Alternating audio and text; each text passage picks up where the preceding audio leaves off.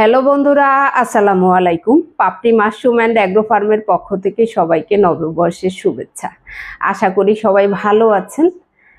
যারা বাতাস নিয়ে খুব দুশ্চিন্তা করেন মাশরুমের জন্য কখন বাতাস উপকারী, সে সময়টাই হয়েছে বৈশাখ মাস থেকে। অর্থাৎ আমাদের স্কিন যখন টান টান ধরে, অর্থাৎ টেনে না যায়, তখন থেকেই আমরা বুঝবো যে বাতাস মাশরুমের জন্য উপকারী।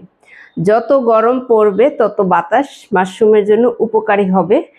এখন আর ঢেকে রাখতে হবে না, পিন হেড শুকিয়ে যাবে না, হলুদ হয়ে যাবে না আর্দ্রতার কারণে। এখন বাতাস এতটাই উপকারী, আপনি যতটা বাতাস প্রবেশ করুক কোনো অসুবিধা নেই। শীতের শুরুতে আবার সেম বাতাসটা অপকারী।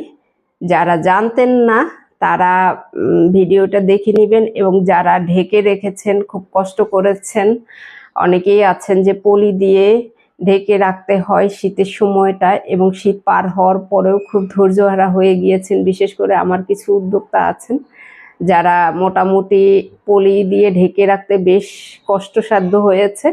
তাদের জন্য সুখবর যে বৈশাখ মাস থেকে আপনি শুধুমাত্র খেয়াল রাখতে হবে আপনার যাতে রোদ প্রবেশ না করে, কিন্তু বাতাস মাশরুমের জন্য উপকারী এবং আপনি খোলামেলা রাখতে পারেন। শুধুমাত্র আপনাকে গুরুত্ব দিতে হবে যাতে কোনোভাবেই রোদ প্রবেশ না করে, কারণ মাশরুমের গায়ে রোদ প্রবেশ করলে বিষাক্ত হয়ে যায়। এই বিষয়টা মাথায় রেখেই আপনাকে মাশরুম চাষ করতে হবে। আশা করি ভিডিওটি দেখে উপকৃত হবেন। ভালো থাকুন, সুস্থ থাকুন এবং নিজ ঘরে ঘরে মাশরুম চাষ করে নিজের পুষ্টি চাহিদা মিটিয়ে তুলুন। ভালো থাকুন, আল্লাহ হাফেজ।